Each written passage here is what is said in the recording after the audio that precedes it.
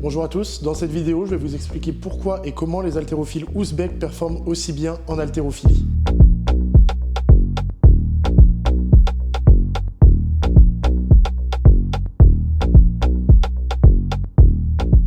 Les personnes qui me suivent sur Instagram sont déjà au courant depuis un moment parce que j'en ai pas mal parlé, mais ça fait quelques semaines maintenant que j'essaye de traduire et de comprendre les programmations et les méthodologies ouzbèques. Ce travail a été rendu possible parce que j'ai l'aide d'un athlète et d'un coach de l'équipe nationale, donc deux membres du staff de l'équipe nationale ouzbèque, qui m'envoient ces programmations et qui m'aident à mort en m'envoyant les vidéos qui correspondent à chaque exercice. L'Ouzbékistan fait partie des grands pays de l'haltérophilie. Si vous regardez les derniers championnats du monde, les derniers championnats d'Asie et les derniers Jeux Olympiques, on retrouve pas mal de médailles des athlètes ouzbèques.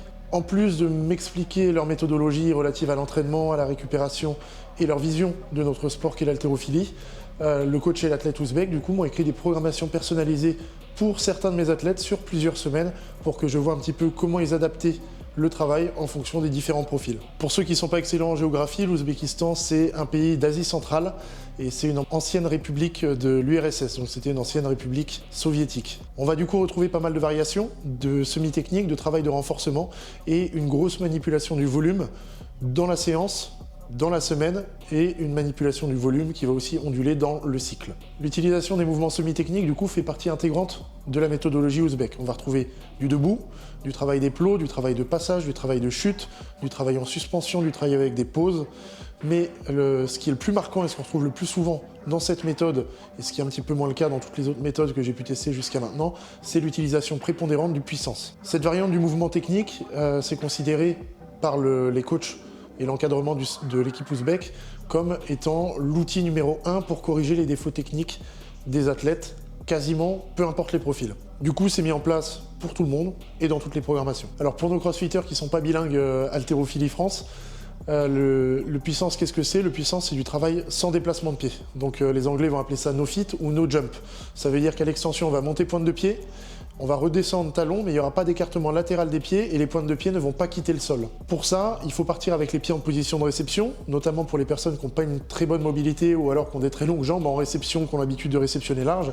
Si vous partez avec votre écartement habituel de tirage qui est plus serré, ce sera sans doute très compliqué de descendre en dessous lors de la chute avec ce même écartement de pied. Donc sur le puissance, vous devez partir avec un écartement qui est souvent un petit peu plus large pour qu'il puisse vous permettre de chuter le plus profond possible sans déplacer les pieds entre la phase de tirage et la phase de chute. Quels sont les intérêts du puissance maintenant? Le puissance, ça va permettre pas mal de choses. Premièrement, du travail sur la trajectoire. Si vous avez l'habitude de sauter en avant ou en arrière, eh ben vous ne pouvez plus le faire parce qu'il n'y a plus de saut. Vous êtes obligé d'être beaucoup plus vertical et vous ne pourrez pas rattraper une erreur de trajectoire avec un saut du coup, que ce soit derrière ou devant. Ça va évidemment vous forcer à avoir une trajectoire de barre qui sera plus verticale et plus précise. Deuxièmement, ça va permettre de corriger l'extension. Donc l'extension, qu'est-ce que c'est? C'est simplement avoir les jambes parfaitement tendues sur la fin du tirage et les hanches en position d'extension. À ne pas confondre avec l'hyperextension. On ne veut pas aller chercher une position de banane avec les hanches qui partent devant. L'extension, c'est simplement qu'on reste droit au moment de la finition du tirage. Si vous êtes encore légèrement penché en avant avec les fesses légèrement derrière, c'est que vos hanches ne sont pas en extension complète. Quand on parle de triple extension, c'est qu'on inclut aussi l'extension des chevilles qui est en fait la montée pointe de pied. Il y a malheureusement beaucoup d'athlètes qui confondent saut et extension. Ça veut dire qu'on peut sauter sans avoir d'extension complète. Et du coup, ça pose problème pour certains athlètes qui vont seulement essayer de sauter et de décoller les pieds, mais qui ne vont pas aller chercher à se grandir au moment de la finition sur le tirage. Là encore, vu qu'il n'y a pas de saut sur le puissance, on ne peut pas reposer sur le fait de décoller du sol, on est obligé de reposer sur une extension qui sera un peu plus longue et plus complète. En gros, le puissance va vous obliger à grandir plus et à finir votre tirage. En plus de ça, il va y avoir un aspect coordination avec le puissance. On va avoir une meilleure coordination entre l'utilisation du bas du corps et du haut du corps. Donc cette transition se fait normalement après le contact, justement après cette position d'extension complète. Une fois qu'on est en extension complète, le travail des jambes et du dos sur la phase de redressement sont complètement terminés. C'est le haut du corps qui prend le relais pour continuer à donner de la hauteur et surtout pour initier le passage et nous permettre de passer sous la barre. Avec le puissance, on garde les appuis au sol, on garde normalement une meilleure maîtrise de la barre et donc une meilleure utilisation du haut du corps pour se tirer sous la barre, que ce soit à l'arraché ou à l'épaulé. Pour tout ce qui est jeté puissance, ça va être à peu près pareil.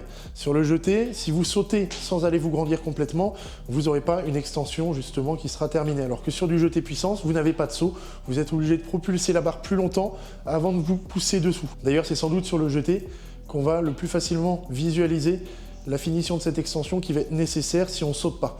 On est obligé de pousser très longtemps, rester pointe de pied et ensuite se pousser sur la barre. Donc encore une fois, avoir une action du haut du corps où on va continuer à pousser la barre une fois qu'elle a quitté les clavicules avec les bras pour lui donner de la hauteur, pour gérer sa trajectoire et pour se pousser dessous. Enfin, un dernier intérêt qu'on peut trouver sur le puissance, c'est du travail de vitesse. Vu qu'on ne saute pas, la plupart des personnes vont réussir à donner un petit peu moins de hauteur sur la barre. Les athlètes que j'ai qui ont fait du puissance au début me disaient tous pareil, c'est difficile d'accélérer, c'est difficile de sentir qu'on va générer une explosion au niveau des hanches vu qu'on n'a pas de saut. Mais du coup, si vous générez effectivement un peu moins d'énergie verticalement, vous allez devoir compenser par le fait de passer plus vite sous la barre. La barre monte moins haut, vous devez gagner en vitesse de passage pour aller dessous. Pendant plusieurs semaines, surtout en phase de début de programmation, ça veut dire loin des compétitions, plutôt en période qu'on appelle foncière, les athlètes vont s'habituer petit à petit aux puissances et on va utiliser ce mouvement pour essayer de corriger tous les défauts qu'on vient de voir. Les charges montent petit à petit, une fois que l'athlète commence à prendre ses marques sur cette variante du mouvement qui n'est pas évidente pour tout le monde au départ. Je ne vous apprends rien, l'haltéro c'est un sport individuel. En revanche, l'esprit d'équipe, au moins pour les Ouzbeks, est primordial. Nous avions déjà pu l'observer quand on a fait notre stage en Géorgie. Une véritable cohésion, c'est ce qui permet de souder une équipe et ça permet d'aller plus loin ensemble. Pour créer cet esprit d'équipe, en Ouzbékistan, on a plusieurs moyens. Premièrement, on s'entraîne en équipe. C'est impensable pour les coachs avec qui j'ai discuté de s'entraîner tout seul dans son garage et de ne pas s'entraîner en équipe. L'haltérophilie, c'est un sport qui est très dur, mentalement et physiquement. Si on n'a pas des coéquipiers pour se pousser, c'est très compliqué de passer certains caps et de continuer une progression après des années de pratique. Si vous allez en France et que vous vous rendez à l'INSEP, vous allez voir que les athlètes s'entraînent là aussi ensemble. Vous pouvez regarder des gros clubs français qui progressent beaucoup en ce moment, comme par exemple le club de Luxeuil. Vous voyez que les meilleurs athlètes du club s'entraînent le plus souvent ensemble et c'est sans doute cet esprit à la fois de camaraderie entre les athlètes et de compétition qui les pousse à aller plus loin et à progresser encore plus. La différence qu'on va retrouver quand même entre la France et l'Ouzbékistan, c'est que là-bas, la plupart des exercices sont quand même communs aux différents athlètes. Dans les pays comme la France ou les États-Unis, l'individualisation a une place extrêmement importante. C'est vrai qu'on est des pays qui sont plus individualistes, donc on va essayer vraiment pour les athlètes de personnaliser à fond les plans d'entraînement en se disant que c'est le meilleur moyen pour progresser. Dans les pays de l'ancien bloc communiste, ça ne fonctionne pas exactement pareil. J'en parlerai peut-être si je fais une vidéo sur le système soviétique, mais le système soviétique, c'est des plans d'entraînement qui sont établis à l'avance sur quasiment 10 ou 12 ans. Donc c'est une vision très organisée du monde qui correspond bien au système du communisme, qui ne fonctionnerait pas forcément dans nos pays. Néanmoins, ça permet quand même d'augmenter la cohésion dans une équipe. Ça veut dire simplement que la plupart des exercices qui sont mis en place dans les programmations vont être faits en commun. Bien sûr, il va exister des variations pour que les entraînements soient adaptés aux différents profils d'athlètes, mais la structure de la séance restera la même pour tous les athlètes. Par exemple, le lundi, tout le monde va faire de l'arraché. Il y a peut-être un athlète qui va faire de l'arraché debout parce qu'il manque de tirage ou de vitesse, un autre qui va faire du passage d'arraché parce qu'il a une chute qui n'est pas exceptionnelle, et un autre qui va faire du travail de puissance pour corriger son saut en avant. Mais tous les athlètes auront une variante d'arraché. Ensuite, tous les athlètes auront du tirage d'arraché. Donc sur le tirage d'arraché, qui est un exercice de renforcement, les variations seront peut-être un petit peu moins larges. Il y en a peut-être qui auront des pauses au décollage parce que c'est la phase de décollage qui est difficile, et d'autres qui feront peut-être du tirage des plots parce qu'ils ont du mal à accélérer après les genoux. La suite de la séance, ce sera un exercice de musculation pour le haut du dos et des abdos, et tout ça sera fait en commun. Ce qui va varier du coup, ce sera quelle semi-technique sera employée pour quel athlète et quel exercice de renforcement en fonction des faiblesses et des déséquilibres des athlètes. La structure, elle, reste la même pour tout le monde. Quand ils m'envoyaient les vidéos des abdominaux de fin de séance, par exemple, tous les athlètes étaient alignés, commençaient leur série en même temps, terminaient leur série en même temps et prenaient leur récup en même temps. Un peu comme si on était en WOD de CrossFit dans une classe et que tous les athlètes devaient pratiquer les mouvements en même temps. Ça permet de ne pas tricher, d'essayer de battre le voisin qui est un pote avec qui on peut avoir de la compétition, qu'elle soit amicale ou non, s'il y a seulement une place aux Jeux Olympiques et qu'elle est entre nous deux. Bref, ça vous aide à vous pousser dans un sport qui est relativement monotone et pas toujours facile. Afin d'optimiser la performance, les Ouzbeks ont bien compris que l'entraînement c'était qu'une infime partie de ce qu'il fallait mettre en place. J'ai eu de la chance d'avoir pas mal d'informations sur les méthodes de récupération qui sont utilisées là-bas en Ouzbékistan. Pour commencer les basiques, si jamais je répondais à des messages à par exemple 23 h en France, le coach m'engueulait limite en me disant en tant que sportif, on n'a pas le droit de se permettre de se coucher tard. Ça sert à rien de se buter à l'entraînement si le soir à minuit, 1 h du matin, on n'est pas en train de dormir. C'est vraiment la base de la base. Ils ne comprenaient même pas qu'on puisse accorder de l'importance à l'entraînement et pas au sommeil derrière. Si en gros j'ai envoyé un message en lui disant j'ai pas très bien fini mon tirage sur cette séance, je me sentais pas exceptionnel sur la finition, si je m'étais couché à 23 h 30 ou à minuit la veille, il allait me dire en fait la finition de ton tirage elle est pas importante comparée à ça. Donc si tu veux qu'on revoie ensemble un point technique sur ton mouvement. D'abord, tu fais les basiques, ça veut dire bien manger, bien dormir. Au niveau nutrition, les seuls conseils que j'ai eus, c'est manger beaucoup, manger protéiné et surtout des protéines animales. Donc à chaque repas, des protéines animales au moins 4 fois par jour. Et éviter tout ce qui est produits transformés, évidemment. Là où ça va choquer un petit peu maintenant, c'est que je vais vous mettre à l'écran la planification quotidienne des compléments alimentaires à prendre quand on est en équipe d'Ouzbékistan. Donc là, c'est une traduction qu'il m'a envoyée. Il y a la plupart des choses qui sont écrites en anglais. Ça va vous permettre de reconnaître un petit peu les différents produits. Évidemment, tout ce qui est noté là, c'est des produits qui sont légaux, qui ne sont pas du dopage. Hein. C'est uniquement des compléments alimentaires, de la complémentation. C'est des produits qu'on va retrouver en France, que vous allez retrouver par exemple sur MyProtein. C'est pas des trucs que vous retrouvez sur le dark web, stéroïdes ou autres. J'ai essayé quand même de creuser pour vous, pour poser des questions sur le dopage ou autre. Les réponses que j'ai eues, qui sont relativement logiques, parce que c'est quand même des encadrants de l'équipe nationale, c'est que le dopage, ça sert à rien si on prend tous les compléments qu'il a notés. Et je crois qu'en faisant un calcul, c'est entre 65 et 70 pilules par jour, parce que chaque fois que vous voyez écrit animal quelque chose, c'est la marque Universal Nutrition, c'est des petits sachets qui font entre 8 et 13 cachetons. Donc vu qu'il y en a plusieurs fois par jour, évidemment, ça monte très vite en termes de cachetons. Et donc pour lui, la testostérone, le dopage ne servent à rien si on prend tous ces compléments. Objectivement, si vous voulez avoir mon avis là-dessus, c'est un peu des conneries, parce que si le dopage était si inefficace par rapport aux compléments alimentaires, on n'aurait pas autant de dopés à haut niveau en haltérophilie ou même dans n'importe quel autre sport. C'est des pays qui historiquement ont utilisé le dopage et utilisent le dopage pour performer. Donc nos athlètes français malheureusement ne jouent pas avec les mêmes armes, mais vous avez quand même un ordre d'idée des compléments alimentaires qui sont pris par les athlètes. Pour avoir discuté avec des personnes qui connaissent un petit peu ces différents pays, ce serait apparemment en période de pré-compétition où on est susceptible de se faire contrôler et surtout des périodes où on doit évacuer tout ce qu'on a dans le sang. Les athlètes coupent l'utilisation des produits dopants et à la place viennent utiliser, pour éviter le crash entre guillemets, énormément de compléments alimentaires avec des boosters naturels de testostérone qui fonctionnent évidemment beaucoup moins bien que des injections de testostérone, mais l'objectif c'est d'éviter le crash et d'éviter de trop perdre à l'approche des compétitions. C'est d'ailleurs fréquent de voir dans ces pays-là des athlètes qui performent beaucoup mieux à l'entraînement 3 mois avant la compétition qu'en compétition, alors que nos athlètes français, quand on les voit, ils ont leur pic de performance qui est prévu en compétition et tout le reste de l'année, ils sont moins forts, moins explosifs, moins efficaces sur leur barre. Je sais que je vais avoir comme d'habitude mon lot de commentaires de personnes qui disent que je suis naïf de croire que les athlètes français sont naturels. Je pense très bien connaître le système antidopage en France, m'être bien renseigné dessus, avoir vu à quoi ressemblaient des contrôles en compétition et des contrôles inopinés. Et je peux vous dire que dans des sports olympiques, donc je ne parle pas de la force athlétique ou du bodybuilding ou du strongman, mais dans les sports olympiques, c'est quand même très très compliqué de passer à travers les mailles du filet quand on est français. Donc je pense très sincèrement que quasiment tous nos athlètes, voire tous nos athlètes français, sont naturels. Et c'est ce qui explique d'ailleurs le petit gap qu'il peut y avoir en termes de niveau entre les meilleurs chinois, les meilleurs ouzbeks et nos meilleurs athlètes français. Sur la complémentation, du coup, pour vous donner un petit ordre d'idée de ce qu'il y a énormément de multivitamines, donc peut-être une petite incompréhension de la part de leur staff d'ailleurs, parce que vous pouvez retrouver le multivitamine OptiMen et le multivitamine OptiWomen qui sont quasiment similaires dans la liste des produits à prendre pour les hommes et pour les femmes. Vous avez en plus le multivitamine de Universal Nutrition, donc ça fait quand même pas mal de vitamines. Vous avez des produits qui vont permettre une meilleure récupération, donc des acides aminés, tout ce qui est la gamme animale à prendre autour de l'entraînement. Vous avez du zinc, du magnésium, tout ce qui est animal PM, c'est ce qui va vous permettre d'avoir un meilleur sommeil, en tout cas sur le papier. Vous avez des oméga 3, du Tribulus et Eximed, je crois, que je connaissais pas, qui sont des produits qui permettraient de booster la testostérone. Certains athlètes en prise de masse prennent aussi des produits pour aider à la digestion, pour essayer d'assimiler au mieux les calories qui vont être ingérées.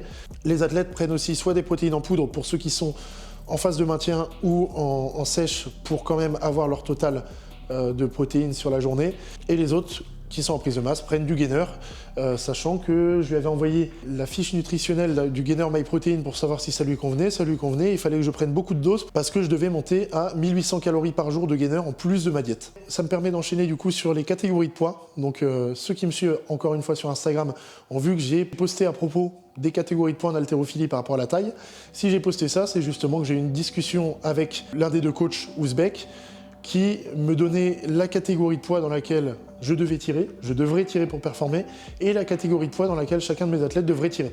Donc Redon par exemple qui mesure 1m86, qui pèse en ce moment 96 kg, le coach ouzbek lui recommande de monter à 110 kg de poids de corps. Chez les filles, Morgane qui mesure 1m69, le coach lui a dit pour performer, si elle veut faire du haut niveau en haltérophilie, il faudrait qu'elle monte à 76 voire 80 kg de poids de corps. Pour manipuler les catégories de poids, c'est avec la diète, pas tellement avec l'entraînement. Donc peut-être si vous avez tendance à avoir du mal à prendre du poids, simplement faire des séances plus courtes. Donc raccourcir les séances pour pas qu'elles dépassent 1 heure si on ne compte pas l'échauffement. Juste sur la partie corps de séance, il considère que tout ce qui va dépasser 1 heure, ça va être hormonalement et au niveau métabolique nocif pour quelqu'un qui veut prendre du poids. Et après, ce qu'il avait l'air de dire, c'était que prendre du poids, c'était facile. Il fallait simplement soit manger plus, soit si on n'a pas d'appétit, boire plus. Donc comme je vous ai dit, moi, il m'avait fait monter, si je regarde à peu près mon plan que je lui avais envoyé, je devais être à 4000 calories solides par jour. Et il m'a dit, c'est simple, on augmente avec 1500 ou 2000 calories de gainer en plus. Et le gainer, on le prend juste après l'entraînement et avant de se coucher. Comme ça coupe pas la faim pendant la nuit. Quand on se réveille le matin, on a faim. Pour la perte de poids, il a dit que c'était très facile de perdre du poids. Il y a une méthode qui fonctionne extrêmement bien, c'est prouvé, c'est on pose sa fourchette. Le problème par contre de perdre du poids, c'est que les performances à l'entraînement vont en pâtir et l'humeur va en pâtir aussi. Donc la perte de poids en elle-même, elle est très facile. Par contre, la perte de poids quand vous faites un sport de force et qu'il faut continuer à performer, c'est là où ça devient difficile. C'est pour ça qu'il faut une perte de poids qui soit plutôt lente tout au long de l'année et éviter de trop déborder sur sa catégorie pour ne pas avoir par la suite à perdre du poids. Donc même sur les périodes off, si vous êtes quelqu'un qui a du mal à perdre du poids, il va recommander d'éviter les excès pour ne pas avoir à perdre par la suite et à faire beaucoup d'efforts pour perdre le gras que vous aurez pris. Les autres points par rapport à la récupération, alors on avait des séances d'étirement passif à mettre en place. Les séances d'étirement passif ne sont pas faites pour les Ouzbeks pour progresser en mobilité. La mobilité se fait avec une barre, ça veut dire que vous voulez travailler sur la mobilité de la chaîne poste, vous faites des good morning, vous faites des good morning assis, vous faites des Jefferson curl.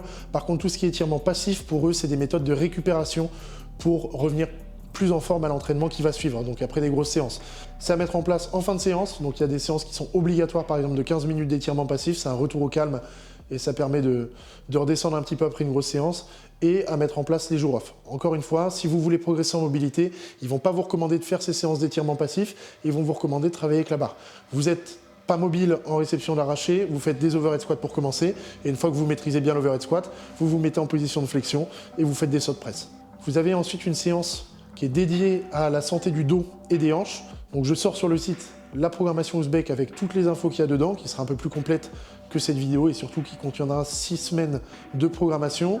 Vous aurez la séance d'étirement, vous aurez les séances d'échauffement type, que ce soit pour le haut du corps et le bas du corps, et vous aurez cette séance qu'on a appelée séance de kiné dos, qui est mise en place plusieurs fois dans la semaine, où on va avoir du travail de mobilité sur les mouvements de la colonne vertébrale et sur les hanches pour avoir un dos et des hanches en pleine forme. Pour performer dans un sport, on se doit d'avoir un dos et des hanches qui sont forts et mobiles. Enfin, au niveau activité annexe, désolé les crossfitters, mais ils recommandent surtout de ne pas faire de travail cardio.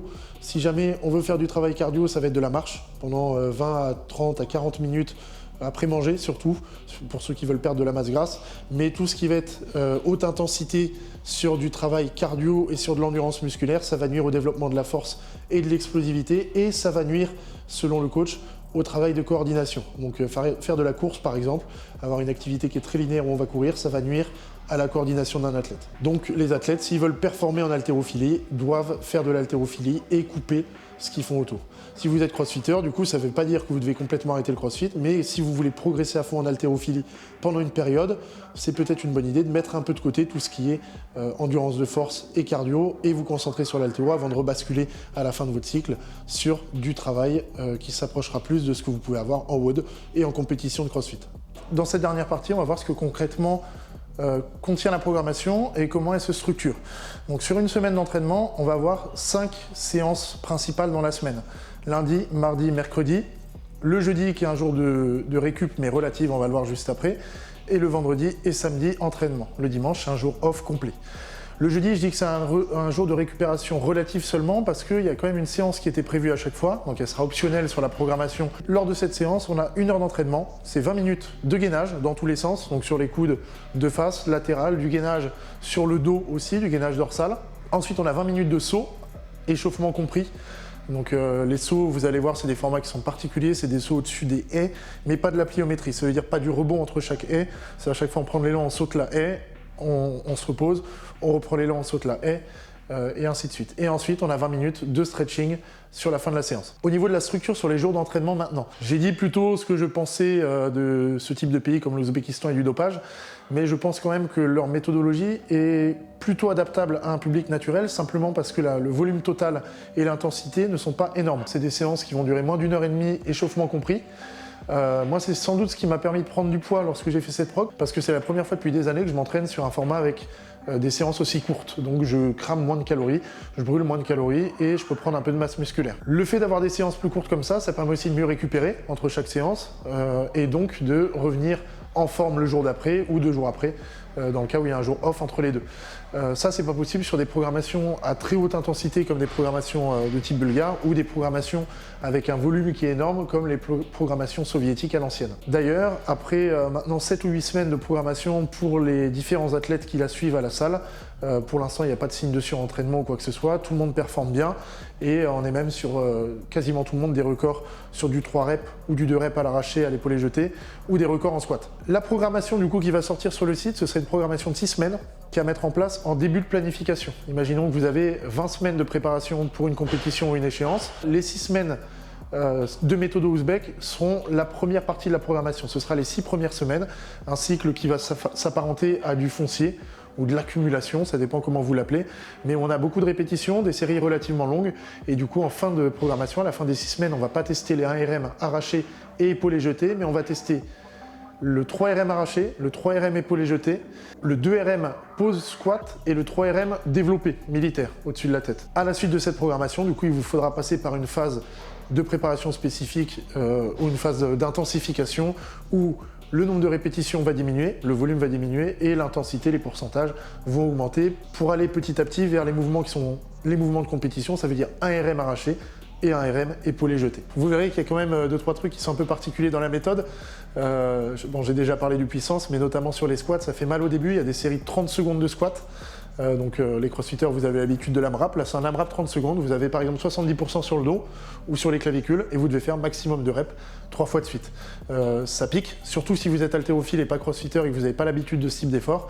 Ça fait mal à tous les athlètes, hein. Ça fait mal sur le coup et ça fait mal le lendemain. Mais ça a permis à tout le monde d'engranger une grande quantité de travail en peu de temps. Et du coup, le squat est bien monté pour tout le monde sur ces 6 semaines d'entraînement. Le programme commence par des pourcentages qui sont relativement light.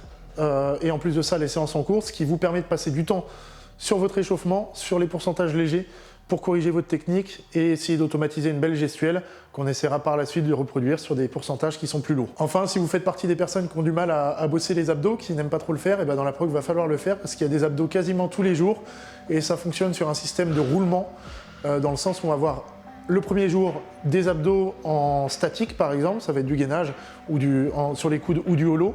Le deuxième jour ce sera des obliques, de la rotation, de l'anti-rotation ou de l'inclinaison latérale du buste. Et le troisième jour ce sera de la flexion de buste, donc plus sur le grand droit. On va avoir par exemple des toast to bar ou des sit-ups et ce système de roulement est répété. Donc on a des abdos tous les jours, mais à chaque fois on va bosser d'une manière différente le lendemain par rapport à ce qu'on avait fait la veille. Et voilà, c'est à peu près tout pour la structure de la programmation. Si jamais vous êtes intéressé, encore une fois, le programme est déjà dispo sur le site. Pour ceux qui ne l'ont pas encore vu, je vous invite à aller voir la vidéo sur le système bulgare, qui est à peu près de ce type-là, où j'explique les différents points du système. En tout cas, ça nous a demandé pas mal de travail à PowerCamp pour réussir à traduire, à comprendre ce système et à vous l'expliquer. Donc j'espère que ça vous plaira. Vous pouvez liker la vidéo, mettre un commentaire, ça aide au référencement. Même les commentaires first ou sleep ou n'importe quoi. Partagez autour de vous. Encore une fois, plus la vidéo va être vue, plus ça nous donne envie, évidemment, d'en faire d'autres et d'investir du temps et du matériel pour réussir à vous proposer le contenu qui soit le plus pertinent possible, que ce soit en haltéro, en gymnastique, en force et en crossfit. À bientôt tout le monde et bon courage à tous ceux qui vont se lancer sur cette programmation ouzbek.